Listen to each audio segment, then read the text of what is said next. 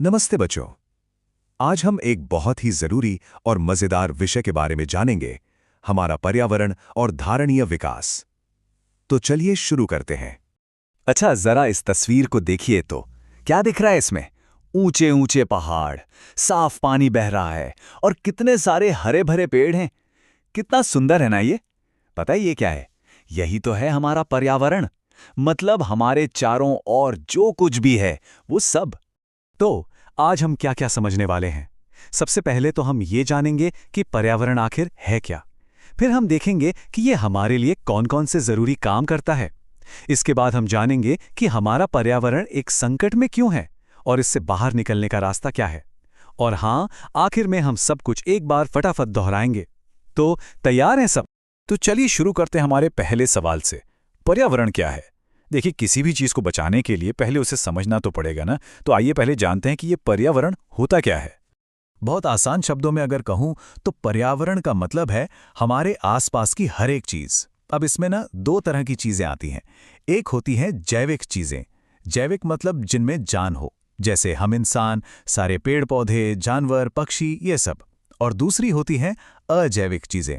अजैविक मतलब जिनमें जान नहीं होती, जैसे हवा, पानी, जमीन, यहां तक कि सूरज की रोशनी भी। तो जब ये जैविक और अजैविक चीजें एक साथ मिलती हैं, बस वही हमारा पर्यावरण है। अच्छा, तो अब हम ये तो समझ गए कि पर्यावरण क्या है। पर क्या ये सिर्फ हमारे आसपास मौजूद है? नहीं, ये हमारे लिए बहुत सारे जरूरी काम भी करता है। सोचिए तो जरा, क्या काम करता होगा ये हमारे लिए? चलिए मैं बताती हूँ। हमारा पर्यावरण ना एक सुपर हीरो जैसा है, जो चुपचाप हमारे लिए चार बहुत जरूरी काम करता है। पहला काम, यह हमें संसाधन देता है। संसाधन मतलब काम की चीजें, जैसे पेड़ों से लकड़ी मिलती है, जमीन से पेट्रोल मिलता है। दूसरा काम, यह हमारे फैलाए हुए कचरे को अपने अंदर संभाल लेता है, बिल्कुल एक बड़े से डस्टबिन की तरह। तीसरा, यह हम सभी को मतलब इंसानों, जानवरों, पौधों सबको जिंदा रहने में मदद करता है। और चौथा काम, यह हमें इतनी सुंदर सुंदर जगहें देता है ना? पहाड़, नदियां, झरने, जिन्हें देखकर मन कितना खुश हो जाता है। तो देखा, हमारा पर्यावरण कितने अच्छे से अपने सारे काम कर रहा है। लेकिन एक प्रॉब्लम है। समस्या तब शुरू होती है जब हम इंसान उसकी ताकत से ज्यादा मांगने लगते हैं। यहां पर ना एक नया शब्द समझना होगा, धारण क्षमता। इसका मतलब क्या है? बहुत सिंपल है। इसका मतलब है पर्यावरण की बोझ उठाने की ताकत। चलिए एक उदाहरण से समझते हैं। सोचिए, एक छोटी सी नाव है, उसमें सिर्फ 4 लोग बैठ सकते हैं। अब अगर हम उसमें 10 लोगों को बिठा दें तो क्या होगा? नाव तो डूब जाएगी ना। बस बिल्कुल ऐसा ही हमारी धरती के साथ होता है। जब हम उस पर उसकी क्षमता से ज्यादा बोझ डाल लेते हैं तो हमारा पर्यावरण संकट में आ जाता है। अब जरा इन दो तस्वीरों को एक साथ देखिए। एक तरफ है एक स्वस्थ, खुशहाल पर्यावरण, सब कुछ कितना अच्छा और संतुलित लग रहा है। और दूसरी तरफ एक संकट में फंसा हुआ पर्यावरण। देखिए कैसे पेड़ काट दिए गए हैं, जमीन सूखी दिख रही है। फर्क बिल्कुल साफ दिख रहा है ना? धारण क्षमता की तरह ही एक और जरूरी ताकत है, अवशोषी क्षमता। ये क्या होती है? ये है पर्यावरण की कचरे को साफ करने की शक्ति। सोचिए, जैसे एक स्पंज होता है ना, वो पानी सोख लेता है, ठीक वैसे ही हमारा पर्यावरण प्रदूषण को सोखता है। लेकिन अगर हम स्पंज पर उसकी सोखने की क्षमता से ज्यादा पानी डाल दें तो पानी बाहर बहने लगेगा ना। बस वही होता है जब हम इतना ज्यादा कचरा और प्रदूषण फैला देते हैं कि पर्यावरण उसे सोख ही नहीं पाता और फिर चारों तरफ गंदगी फैल जाती है। तो सवाल यह है कि यह संकट आया क्यों? इसके पीछे दो सबसे बड़ी वजह हैं। पहली वजह, हमारी बढ़ती जनसंख्या। दुनिया में लोगों की संख्या लगातार बढ़ती जा रही है। और दूसरी वजह, हम चीजों का इस्तेमाल बहुत ज्यादा करने लगे हैं। इन दोनों कारणों से हमारे पर्यावरण पर बहुत बहुत ज्यादा दबाव पड़ रहा है। तो अब सवाल उठता है, क्या इसका कोई समाधान है? क्या कोई रास्ता है? जी हां, बिल्कुल है। और उस समझदारी भरे रास्ते को हम कहते हैं धारणीय विकास। चलिए अब हम इसी के बारे में अच्छे से समझते हैं। धारणीय विकास, ये सुनने में थोड़ा मुश्किल शब्द लगता है, पर इसका मतलब बहुत ही आसान और सुंदर है।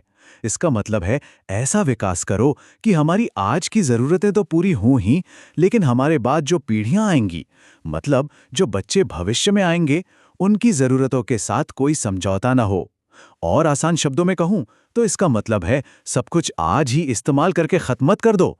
आने वाले बच्चों के लिए भी बचाकर रखो। अब हम धारणीय विकास के कुछ बढ़िया उदाहरण देखेंगे। सबसे पहला है सौर ऊर्जा। सौर ऊर्जा मतलब सूरज की शक्ति, सूरज की रोशनी का इस्तेमाल करके बिजली बनाना। ये हमारे पर्यावरण के लिए एक बहुत ही अच्छा तरीका है। अब इसके फायदे क्या क्या हैं? अरे फायदे ही फायदे हैं। सबसे बड़ा फायदा तो यह है कि इससे जरा भी प्रदूषण नहीं होता। कोई धुआं नहीं, कुछ नहीं, हवा एकदम साफ रहती है। और सोचिए उन दूर के गांवों के बारे में जहां बिजली के तार पहुंचाना मुश्किल है, वहां भी सूरज की रोशनी से बिजली पहुंच सकती है। और आपको पता है गर्व की बात, हमारा देश भारत पूरी दुनिया को सौर ऊर्जा का इस्तेमाल करना सिखा रहा है। चलिए अब एक और उदाहरण देखते हैं। ये है गोबर गैस। खासकर गांवों के लिए ये एक बहुत ही कमाल की चीज है। इसमें क्या होता है, पशुओं के गोबर से एक साफ सुथरी गैस बनाई जाती है जो ईंधन का काम करती है। और इसके फायदे भी बहुत सारे हैं। पहला, इससे जब खाना बनता है तो घर में बिल्कुल धुआं नहीं होता।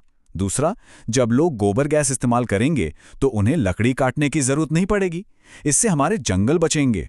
और एक और जादू की बात, गैस बनने के बाद जो गोबर बच जाता है ना, वो खेतों के लिए एक बहुत ही बढ़िया खाद बन जाता है।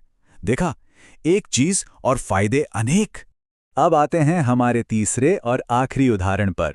वो है जैविक खेती। ये क्या होती है? इसका मतलब है ऐसी खेती जिसमें केमिकल वाले स्प्रे और खाद का इस्तेमाल बिल्कुल नहीं होता। उनकी जगह पर गोबर की खाद जैसी कुदरती चीजों का इस्तेमाल किया जाता है। जैविक खेती से हमारी मिट्टी हमेशा स्वस्थ और उपजाऊ बनी रहती है, क्योंकि केमिकल नहीं डालते तो हमारा पानी भी गंदा होने से बच जाता है। कीड़े मकोड़ों को भगाने के लिए भी नीम जैसी कुदरती चीजों का इस्तेमाल होता है। और सबसे जरूरी बात, इस तरह से उगाया गया खाना हमारी सेहत के लिए बहुत अच्छा होता है, एकदम हेल्दी। वाह, तो आज हमने कितनी सारी नई बातें सीखी, है ना? चलिए, इससे पहले कि हम भूल जाएं, एक बार जल्दी से सब कुछ दोहरा लेते हैं। तो सबसे पहले हमने सीखा कि पर्यावरण के 4 सुपर हीरो वाले काम हैं। हमें चीजें देना, हमारा कचरा साफ करना, हमें जिंदा रखना और हमें सुंदरता देना। फिर हमने जाना कि लोगों की बढ़ती संख्या और हमारी ज्यादा जरूरतें पर्यावरण पर बहुत दबाव डाल रही हैं। लेकिन हमने इसका समाधान भी सीखा, और वो है धारणीय विकास। और धारणीय विकास का सीधा सा मतलब क्या है? अपनी जरूरतें भी पूरी करो और आने वाली पीढ़ियों के लिए भी चीजों को बचा कर रखो। तो चलिए, अब मैं एक सवाल के साथ आपको छोड़कर जा रही हूं। आज हमने जो भी बातें सीखी उनके बारे में सोचकर बताइए। आप अपने घर में या अपने स्कूल में पर्यावरण की मदद के लिए कौन सा एक छोटा सा, बस एक छोटा सा कदम उठा सकते हैं? इस पर जरूर सोचिएगा।